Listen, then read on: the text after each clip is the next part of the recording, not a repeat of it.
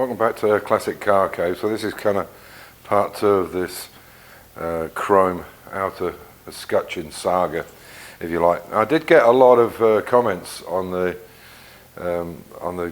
part 1 of that I put out, and a lot of people were discussing the same kind of thing and can't understand why this came with a car. Now, when I bought the car, obviously it was in a real mess. It was a wreck. So I don't know the history of it. There was no windscreen in the car, but these chrome pieces were on it. And as I said, on this, I'll call it a hockey stick because it looks like a hockey stick, there was actually a hole drilled in the end so somebody could put a self-tapper through it. And the only one that actually has a screw in it is this bottom one here, and it has to be a special flat screw, so that this can go then over the top of it there. So a lot of people say, well, why can't you just get a bigger piece of chrome to go from there into here, because there's probably another half as much again of the chrome down, and then it wouldn't match up. But that's not the way it was fitted. I've checked with the only difference really between the 3 cars, which was the drop head coupe, the fixed head coupe, and the roadster. Obviously the fixed head coupe, which is the solid roof, doesn't have this because obviously there's no convertible top to go on it, so it's a thinner, very similar to this one.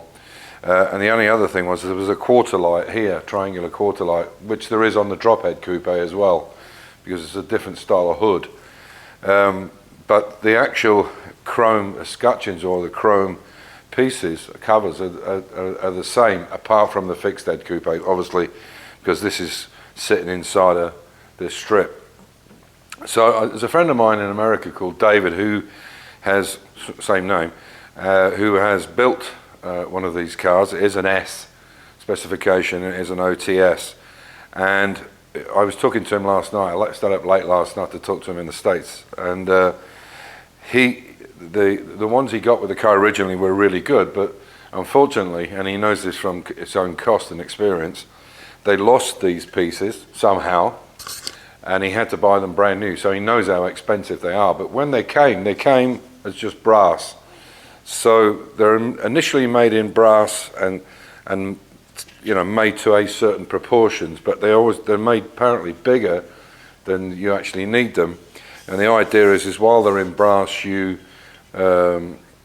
basically get them to the right shape by moving them around or bending them slightly or whatever it is.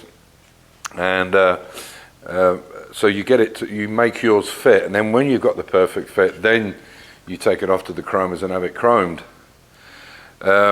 So, like I say, unfortunately, this rubber, the seal that's in here, is the only one you can get, and the chrome strip is the only one you can get. And I've looked at others, many others, and they're all the same.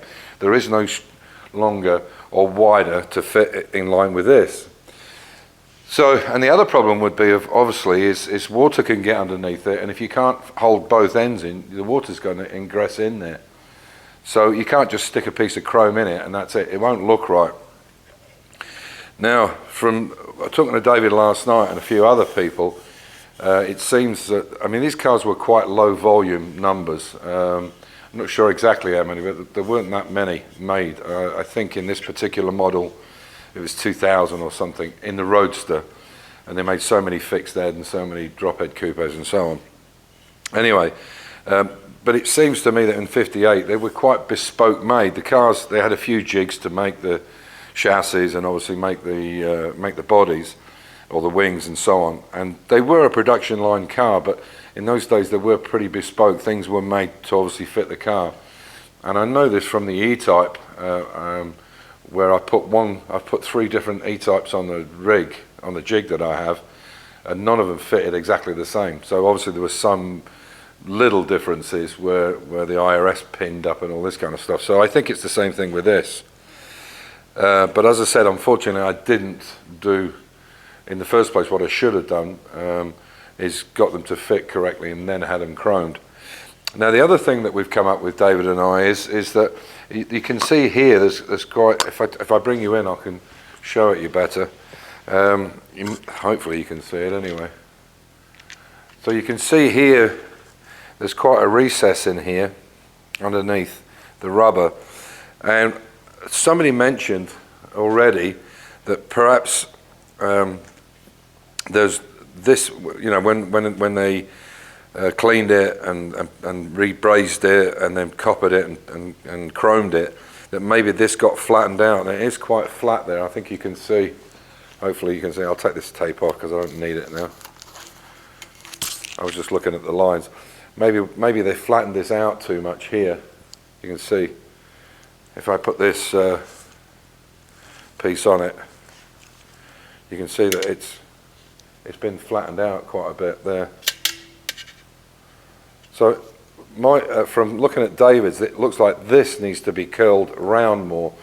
Now that might take into account if this came down and this came up, had a bit more of a curl on it, it might mean that this is obviously shorter.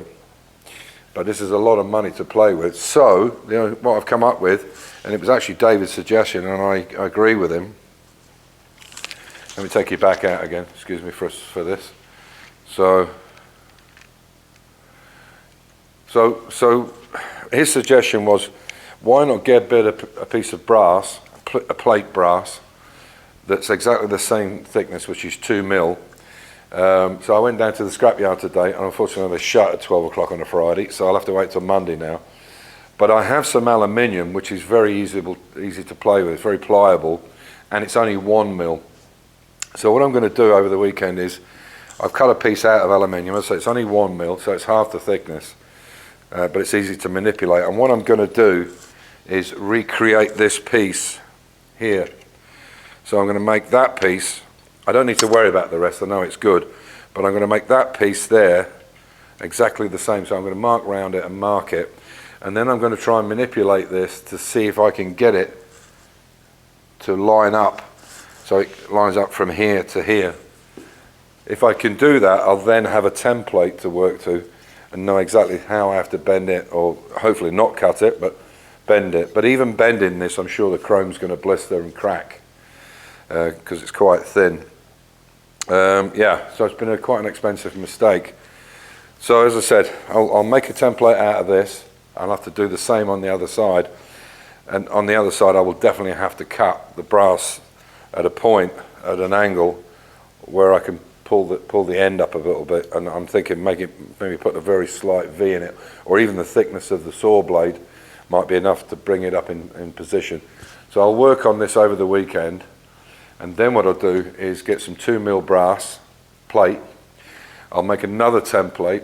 I'll get it to exactly where that is, and then I can put the template onto these that I have, the hockey sticks that I have, and scribe a line so I know exactly where it needs to be, and hopefully get it in one shot.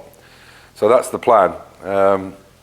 There is, you know, you would think that these cars would have, I mean, I suppose because they made quite, you know, low numbers, a lot of the stuff was made, you know, I mean, it wasn't belted out in the hundreds of thousands like it is nowadays.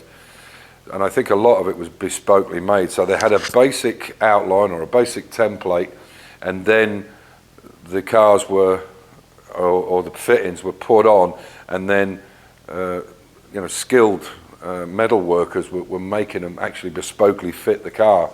Because I've seen a lot of these cars and they're different. I've seen them where they've got, this car in particular has, round here has 3 screw holes. Now on an original car that was not been restored, these holes are there. Now they're not on David's car, and he has mastic holding them in. I mean, you need mastic anyway for the wet weather, but the original screws were there, and they're in these. The possibility are the reason that these don't fit at all is perhaps they were bought and either never put together correctly, or it was on the vehicle wrong, or they, I think I'm pretty sure they were chrome, but they were badly damaged. They were not in good condition. So, as I said, there's a combination of all these things. Hopefully by making this aluminium template, trying it on, see what it looks like, offering that against the original, and then, as I said, I'll get some 2 mil brass from my scrapyard and make 2 templates for each side, so I know exactly what I've got, and I can work to that template and get it right on the money. Of course, I'm going to have to have them re-chromed, but that's nothing in comparison to what they cost. Even for the fixed head coupe, these pillars, which is strangely enough you can buy individually, they're £380 each. And yet you can't buy them individually, it seems. It says that you can only have a pair for €917. And as I said, plus the shipping, plus the tax. The tax for a €900 purchase is going to be at least a couple of hundred. So you're well over 1,000. Anyway, so this is my plan. So I'll come back to you hopefully on Sunday with a conclusion, you know, whether it's I have to cut, whether I have to bend, whatever I have to do. But I don't want to use these as the guinea pig. I can use a piece of aluminium, which is peanuts, or a piece of brass again. And it doesn't matter if I ruin it. I can get it until until I've got the actual thing correctly shaped in the right position, the right sizes, and everything, and then do the original hockey sticks right at the last minute when I've got all the figures and all the knowledge in my head of how it's going to bend, how it's going to ply, how much movement we can get in it, and so on and so forth. And once they're then perfect, then I'll take them to the chromers and get them re-chromed. So I hope you'll follow me on this little journey. And as I said, over the weekend, I'll fix this one up. And if you've got any other suggestions, I mean, there were some good suggestions out there. And the things that you're saying, that's the problem, is I'm no better informed than really anybody else. I've never done this before, so I don't know. I didn't even know what to look for, to be honest, until all this stuff came together. And there's some good suggestions out there, but this idea of putting a bigger piece of chrome in there, it won't fly, because it wouldn't hold inside the rubber, and it would be down too far onto this scuttle, and it wouldn't be holding with anything. You know, you can't go sticking screws all the way along it. So that isn't going to work. One, because you can't buy it. I could have it made, but what's the point if I can't keep it in here? If it's not going to fit between the two rubbers, then it isn't going to seal. So that's the end of that one. So as I say, I'll come back to you at the weekend, and hopefully I've got a conclusion or a result of where I'm going with it. But on that note, stay safe, keep the faith, enjoy your hobby, and fingers crossed I get something sorted. Take care.